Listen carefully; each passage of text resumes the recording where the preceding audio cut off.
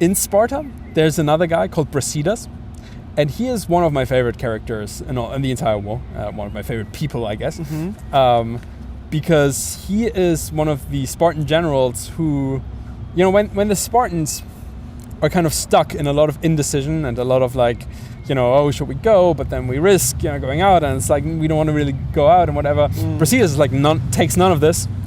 He goes off to like the north of Greece and just starts like unraveling the entire Athenian Empire. And he does this so successfully that Athens sues for peace. This is how like the first part of the war ends. So he's a very kind of like successful strategic thinker. He's also kind of like a little un-Spartan, I guess, in the way he's portrayed, because he's fast, he adapts quickly to changes, he thinks fast, and he, like this kind of quickness. It's not traditionally Spartan.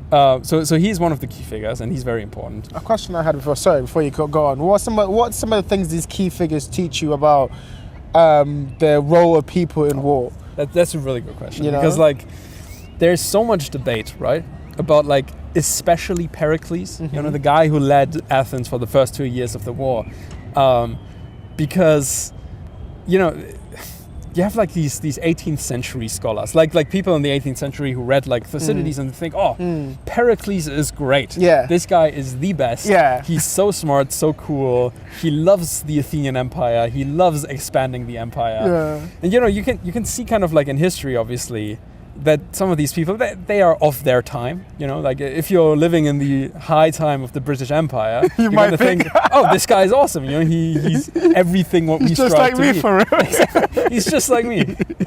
He's literally me for real. And like you still have a lot of scholars arguing this today. I'm not calling them imperialists, by the way. It is very ambiguous at times. Yeah.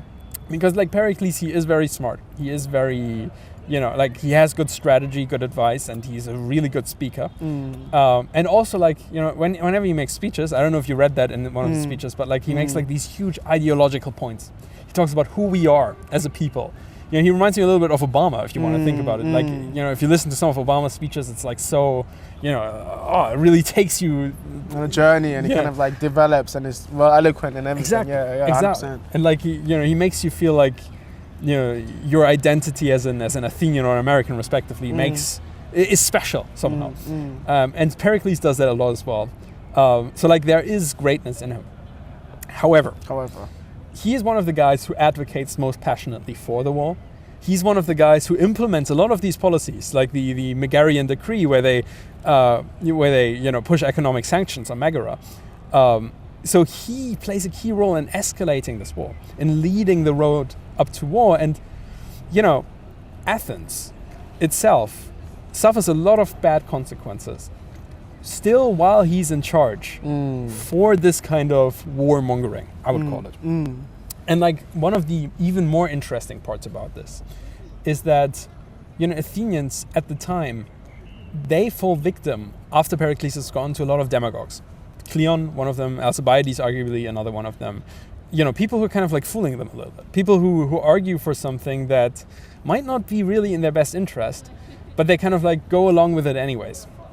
And there are some scholars who argue that, Pericles, as great as he was, but his style of rhetoric and his style of leading, kind of like this one-man leadership where everyone always looks to him, that this weakened the democracy. That this made it so that everyone would always expect, okay, where's the next Pericles? Where's fascinating. Yeah. People stopped trusting themselves. They started trusting people on the stage. And that's what some scholars say. I guess I partially agree with that, especially with the part that, he's very imperialistic. He's very much warmongering. And actually this leads us into something really fascinating, and something that I studied a lot while I was doing kind of like my bachelor's degree. I was studying classics, by the way. And there, in one of his speeches, so he holds 3 big speeches. The first one, he argues for the war and he lays out the strategy. And he says, okay, this is what we're going to do. And it's going to be awesome. We're going to win. And he ends this speech with the point that our forefathers were so great. They built us this empire. Let's not let them down, but let's make us even greater, And like this point of like, let's seek glory. Let's seek, a great empire. Let's seek to be the most powerful and glorious state. Then his second speech is after the war has already begun. And he is burying some of the Athenian sons who went to war and have died, right? So he's speaking at the funeral, and he's essentially like, look, these are the greatest of us, the greatest example of Athens.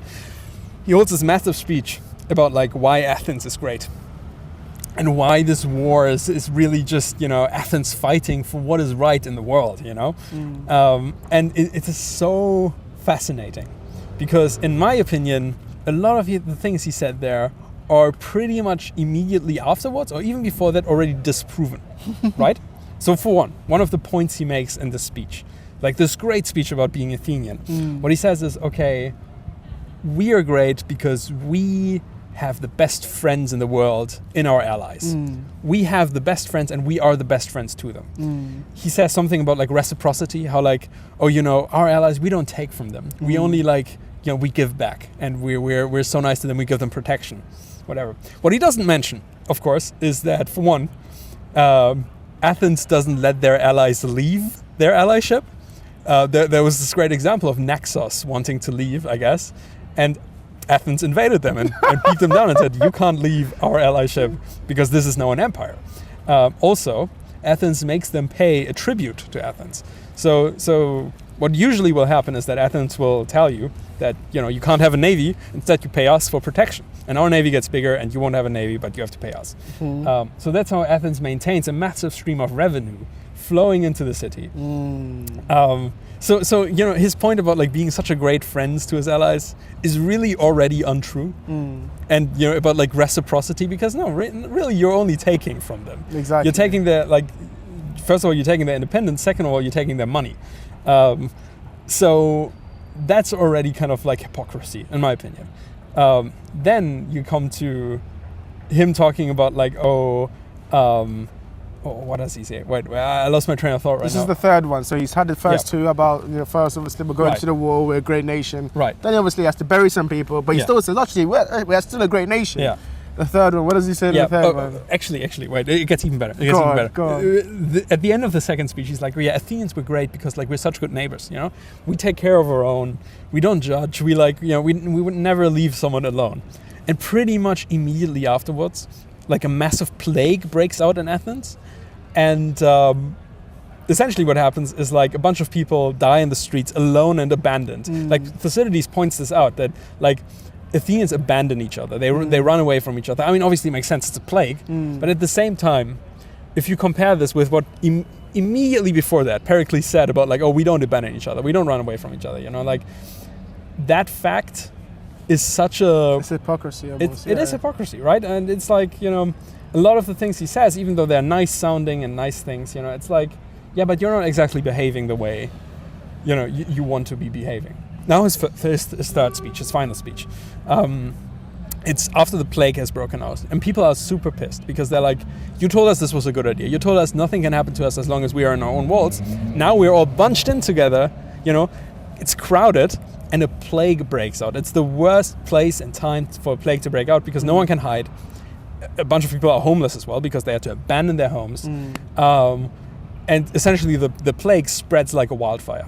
And people are really angry. They demand of Pericles kind of like to defend himself, to kind of like, speak to them. And finally he does. And when he does, it's kind of like this moment where the mask slightly slips. Because essentially what he says to them is...